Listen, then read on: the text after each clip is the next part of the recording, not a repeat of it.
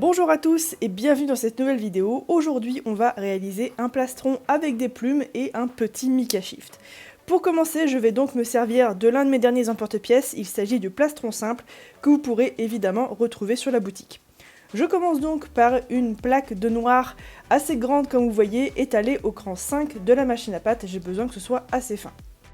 Et comme vous le voyez, je vais aussi découper très largement tout autour de cet emporte-pièce pour avoir beaucoup de marge pour tout à l'heure pour faire ma perle creuse. Si vous n'avez pas l'habitude de la technique des perles creuses, n'hésitez pas à tenter l'expérience sur un plus petit modèle, c'est beaucoup plus facile. Je vais ensuite m'occuper de mon dégradé de Mica Shift. Ici, comme vous voyez, j'ai pris du bleu au violet, mais vous pouvez évidemment prendre toutes les couleurs qui vous plaisent, ainsi que la plaque de texture qui vous plaira. Ici, j'ai choisi la plaque de texture fleur de vie, qu'on va ensuite venir appliquer correctement sur notre pâte. Notre pâte est étalée au cran 2 de la machine à pâte, et je vais ensuite correctement appuyer ma plaque sur mon modèle, et ensuite venir retirer tout ça et commencer mon Mica Shift. Ici, il s'agira de garder uniquement les scalps, donc on se fiche un petit peu de la plaque en elle-même, on va d'ailleurs la réutiliser plusieurs fois, tout simplement en la repliant sur elle-même et en la repassant dans la machine à pâte, puis en la retexturant, comme ça on aura plus de bout pour notre création. On va ensuite venir appliquer tous nos petits bouts de pétales sur notre plaque de pâte noire. On fait attention à ce que ça corresponde à la forme de notre plastron. On va pas en mettre de trop non plus, puisque les bords en fait, les bords larges vont nous servir à faire notre perle creuse correctement sans avoir de trous. On va donc venir les placer comme ça. J'ai gardé le dégradé, j'ai gardé le même sens pour tous les pétales, mais bien évidemment, vous pouvez très bien, par exemple, créer des petites fleurs avec ces petits morceaux de pétales. Ça aurait été aussi très sympa.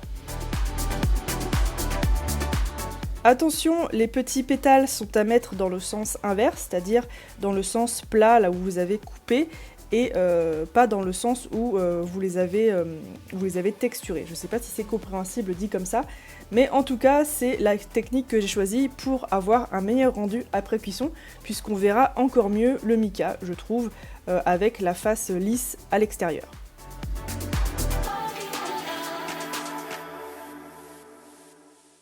Évidemment, c'est un travail de patience de mettre des petits bouts comme ça sur une autre plaque, mais si jamais vous aimez un petit peu la minutie et ce genre de travail, vous allez vraiment adorer. On va ensuite bien évidemment venir lisser tout ça. Je prends mon papier sulfurisé et je vais venir frotter correctement avec mes doigts, avec un rouleau, pour avoir le rendu le plus plat possible. Ici, j'ai décidé qu'à la fin, je ne poncerai pas la création, mais je pense qu'avec un rendu brillant, ça rendrait encore mieux, donc n'hésitez pas à avoir le meilleur lissage possible. Et à me montrer le résultat si jamais vous avez poncé tout ça. On va ensuite passer à l'étape un petit peu délicate, c'est-à-dire faire la perle creuse. Personnellement, c'est la première fois que j'en fais une aussi grande, et encore une fois, si vous n'êtes pas habitué à la technique, n'hésitez pas à prendre quelque chose de plus petit, un emporte-pièce plus petit, pour faire la perle creuse, mais vous verrez que la technique est exactement la même. Je commence donc par créer une plaque de support qui va nous servir ensuite à imprimer notre perle creuse. C'est une plaque de pâte noire étalée au cran 3 de la machine à pâte. Je fais en sorte que ce soit quand même assez épais, pas trop fin pour pas qu'il y ait de risque de trou. Je vais ensuite très gentiment venir décoller ma plaque de pâte décorée et je vais ensuite la poser très gentiment là aussi sur mon emporte-pièce.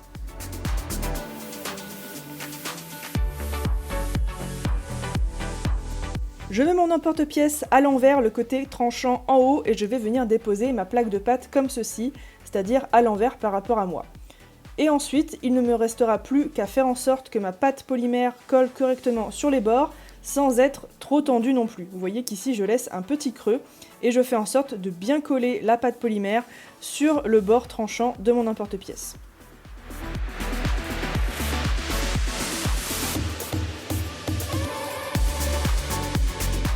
Si jamais vous avez un petit peu trop tendu votre pâte polymère sur l'emporte-pièce, faites comme moi, essayez de caresser l'intérieur de la perle creuse et vous allez voir que ça va faire une perle bombée tout seul.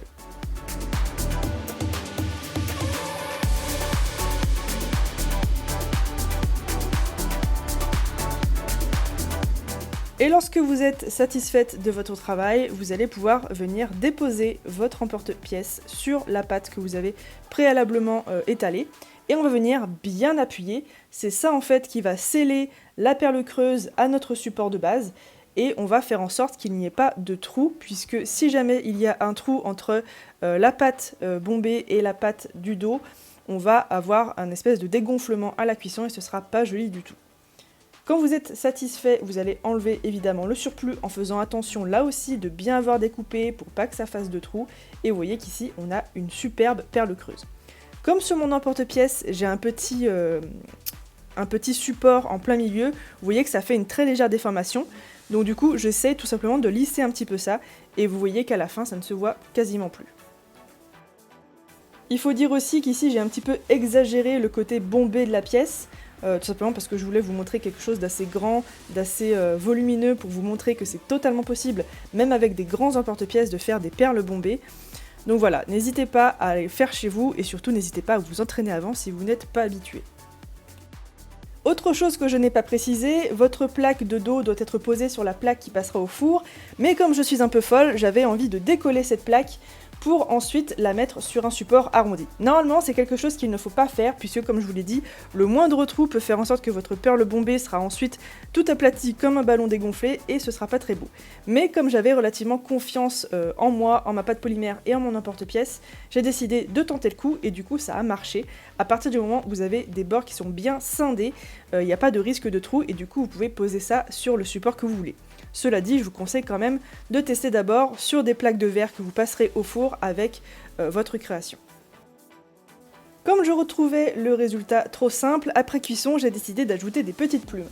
Alors attention, il y a des plumes dans le commerce qui sont totalement synthétiques et qui du coup ne passent pas au four. Ici, je me suis assurée que ça passait au four tout simplement en testant. C'est le meilleur moyen de voir si quelque chose passe au four ou non, c'est de mettre un petit morceau dans le four à température de cuisson de la pâte polymère et ensuite vous pourrez savoir si c'est risqué ou pas. Évidemment, on fait ça sous surveillance constante pour éviter que ça prenne feu, etc. Je vais ensuite donc mettre un petit peu de polymère liquide au dos de mon plastron et je vais coller chacune de mes plumes une à une.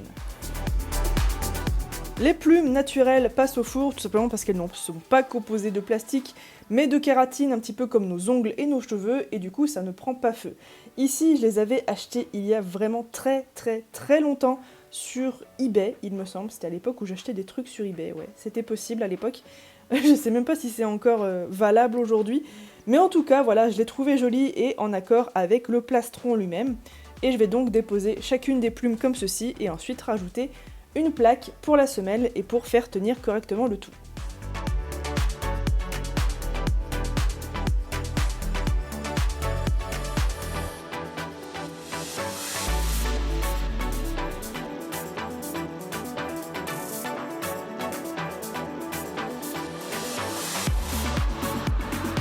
Ma seconde cuisson se passera à plat sur une plaque de verre et ensuite il ne me restera plus que le montage. J'ai donc percé 2 trous sur les côtés de mon plastron et je vais venir faire un montage bouton comme j'en ai l'habitude. Si jamais vous ne connaissez pas ce montage, je vous conseille toutes mes autres vidéos, je l'ai fait plein de fois. Alors personnellement j'étais un petit peu perplexe quant au résultat et en fait je trouve que ça rend vachement bien. J'étais pas sûre pour les plumes et ça donne un petit côté organique que j'aime beaucoup. N'hésitez pas à me dire en tout cas ce que vous en pensez dans les commentaires, je serais ravie de le savoir. Et sur ce, moi je vous dis à très vite pour un autre tutoriel. Ciao!